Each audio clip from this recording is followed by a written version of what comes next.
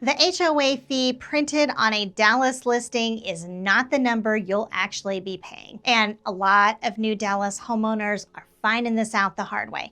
See, Dallas is coming out of a massive new construction boom where for years, these neighborhoods looked completely stable because everything was still new. You know, the pool was new, the clubhouse was new, nothing was breaking yet. Well, now that's changing. Builders are pulling out, communities are getting older, and a lot of Dallas neighborhoods are just now reaching the years where the expensive problems start showing up at the exact same time. Homeowners across Dallas are starting to find out what these neighborhoods actually cost to maintain. Now, if your mindset is that you don't want an HOA at all, I definitely hear you. Be sure to stick around to the end because I am going to show you 5 new construction communities right here in Dallas that have no HOA, no PID, and no mud. I want you to think for a minute about what you see when you tour a new construction community. The pool is already finished before most people move in. The playground is already built. The clubhouse lights are already on every night. I mean, the flowers at the entrance are perfect. Nothing's broken yet. Nothing even looks old yet. But behind the scenes, the HOA already has huge bills coming in before most homeowners even move in. The problem is, early on, there aren't enough homeowners living there yet to pay for all of it. So the builder steps in and helps support the HOA while homes are selling. The builder is subsidizing the HOA and you don't know. And you know what? As a home buyer, you should know because this is our first big problem. The builder is not going to be in the community forever. And when the builder leaves, the neighborhood now has to support itself. From the builder's perspective, low HOA dues are a huge advantage when they're trying to sell homes. A buyer sees $50 a month versus $176 a month, and thinks, great, hey, that's another $100 I get to keep every month if I buy in this community. Everything is so beautiful. Your mindset is that you get to enjoy all of this for only $50 a month. The problem is the low HOA number buyers see in the beginning is many times not the real long-term number. The real number just hasn't shown up yet because eventually the builder leaves. Suddenly the neighborhood has to stand on its own financially for the first time. Now the homeowners have to pay the landscaping bills, the irrigation systems, the repairs, the pool maintenance, and everything else the builder was helping support before.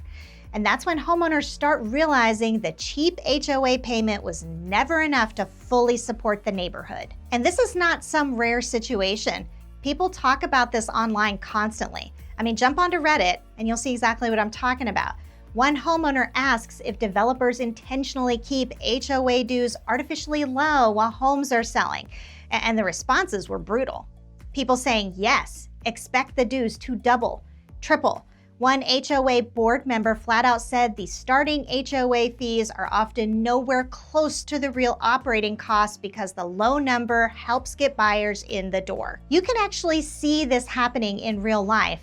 At Reisinger Court Condominiums in Fort Worth, homeowners received a notice saying the HOA assessments were increasing because the current amount was not enough to meet the needs of the community.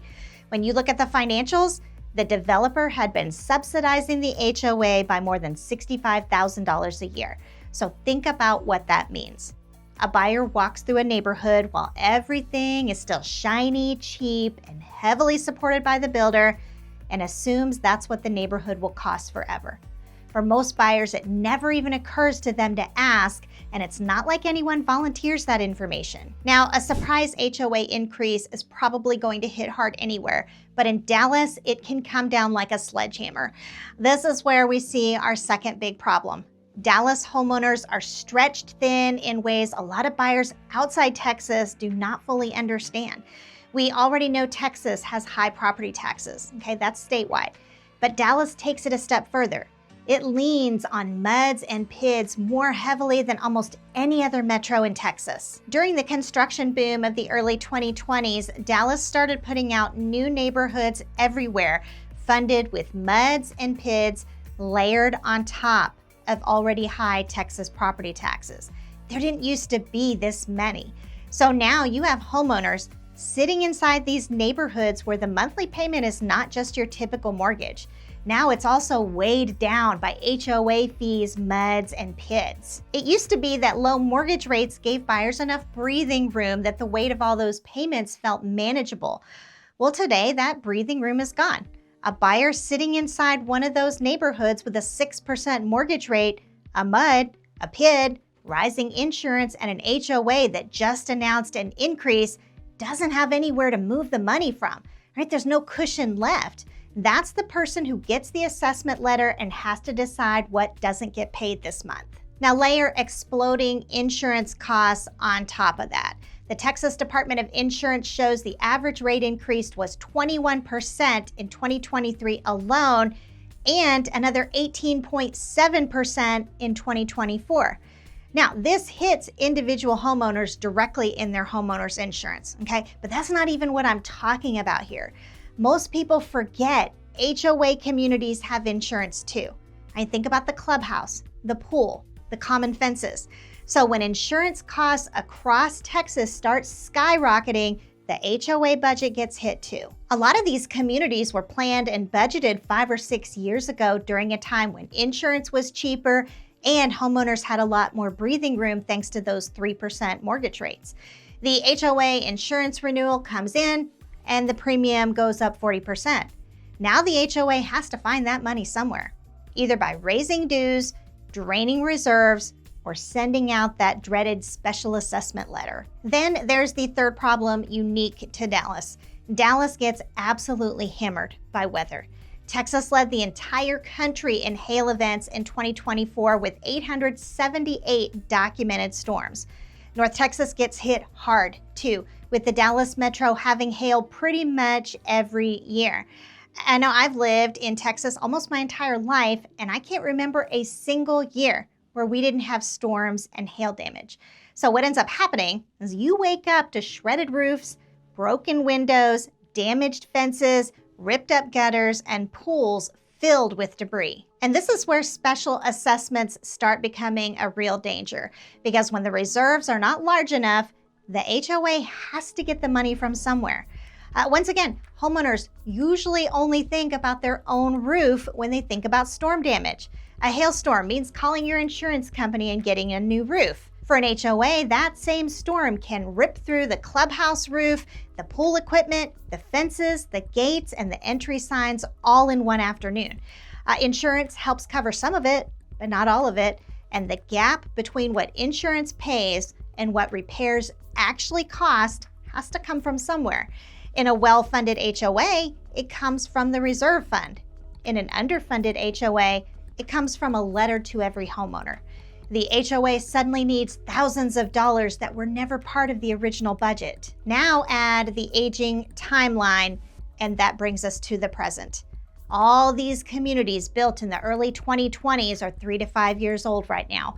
Those roofs are getting old enough that storms stop leaving little dents and start causing real damage. I remember the pool cabanas that were brand new in 2021. Now they're not so new anymore. The fences are starting to lean and the posts are getting weaker. Everything is aging at the same time because everything was built at the same time. So now you have aging neighborhoods sitting in one of the harshest weather environments in America. Try to picture the compound effect here. We just came out of a massive construction boom. Tens of thousands of homes built around the same time. First the builders pull out. They're no longer footing the bill for part of the HOA costs. Then you have homeowners with 6% mortgage rates who have a lot less cushion than they used to. Then another storm hits. You drive out the next morning and see fence panels snapped in half and laying in the grass. Part of the clubhouse roof has a tarp over it. Before the HOA even sends the letter, you already know what's coming. The money that was supposed to pay for your summer trip is now being written as a check to the HOA. Now, HOAs are supposed to have reserves for this, but this is where we see our fourth big problem. Bad HOA management is very hard to see when everything is still brand new. Fresh paint in a brand new clubhouse hides financial problems really well. You walk through the neighborhood, everything looks maintained. A neighborhood can look perfect on the outside when it's still new, while money is pouring out of that HOA bank account faster than it's going back in. The real test of an HOA is not how the neighborhood looked during the shiny new years. The real test is what happens once things start aging and breaking at the same time. That's when the delayed repairs start showing up. The neighborhood fences start rotting, but repairs keep getting pushed back because the HOA doesn't want another dues increase. The entrance landscaping dries out because the sprinkler system is broken. Fences damaged during storms are leaning sideways for months because the HOA bank account is running low. And this is why Dallas becomes dangerous. First, the builder pulls out. Then homeowners are already stretched thin. Then another storm hits. Then repairs start piling up at the exact same time the HOA is running low on money. In Dallas right now, with this many communities aging at the same time, this is not a rare situation. Instead, it's becoming a pattern. Now, a huge part of our job as agents is helping buyers dig into the HOA before going under contract, not after the problems start showing up. All right, so let's talk due diligence. What questions do you need to be asking? Well, one of the first things we want to know is whether the builder has already pulled out of the neighborhood. All right? If it hasn't, we need to start asking some hard questions. How much of the HOA is the builder still supporting financially? What happens once the builder leaves? Are the current HOA dues actually enough to support the neighborhood once homeowners fully take over the cost themselves?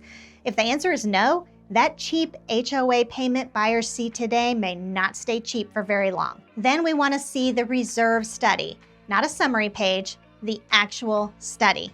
That's going to tell you whether the HOA actually has enough money saved once things start breaking, all right?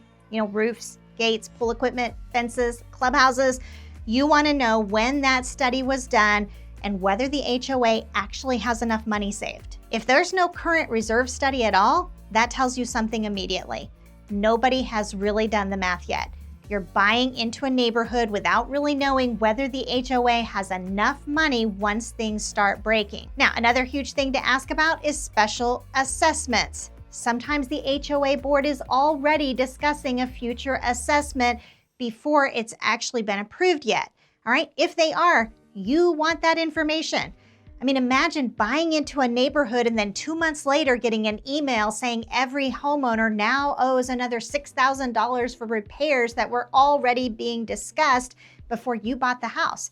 All right, that's something you could have found out about in advance. Next, ask for the HOA meeting minutes from the last couple years. These are important because HOA meeting minutes aren't marketing materials. It's not going to be dressed up to present well. This is where you start seeing the real problems inside the neighborhood. Now you start reading things like drainage problems, broken gates, pool repairs getting delayed, rising insurance costs, fence damage still not fixed, or roofs needing replacement. Maybe the same broken parking lot has been discussed at meeting after meeting for over a year and still hasn't been repaired. Buyers almost never ask for these documents, but many times they are available. And none of these are complicated questions. A well-run HOA should be able to answer these questions clearly and quickly. If the answers are slow, vague, incomplete, or impossible to get, that tells you something too. We walk through these before any offer goes into an HOA community. So if you want that process working for you, we would love to get connected. The best way to reach us is through our Let's Find Home questionnaire that you can find in the description section. Now, by this point, you might be thinking, okay, maybe I just don't want an HOA at all. Well, I've got you covered there as well. I found 5 new construction communities all within 45 minutes of downtown with no HOAs. In fact, not only do they not have HOAs, they don't have PIDs or MUDs either. So no monthly dues, no reserve fund to analyze, no board making decisions on your behalf. You own your home and you're responsible for your home, and that's the end of it. So let's dig into it. The first community is North Shore at Lakewood Village in the city of Lakewood Village. It's around 35 minutes northeast of downtown Dallas. Homes are currently listed between $675,000 and $1,050,000.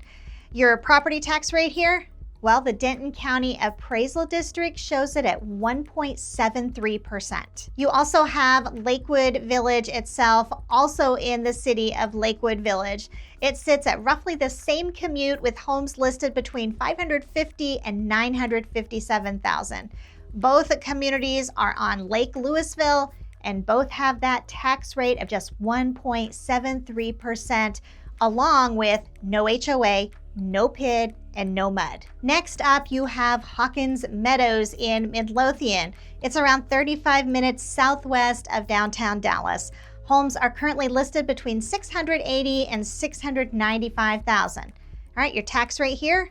Well, the MLS is showing it at 1.99%. Shady Valley Estates is also in Midlothian at roughly the same commute, with homes listed between 555 and 883,000. You're looking at the same tax rate here of 1.99%. St. Elizabeth's is in River Oaks, about 40 minutes west of downtown Dallas, but only 15 minutes west of downtown Fort Worth. Homes are currently listed between 498 and 525,000. So River Oaks brings in the lowest price, but your trade-off is a higher tax rate. Tarrant County runs higher with a tax rate at 2.48%.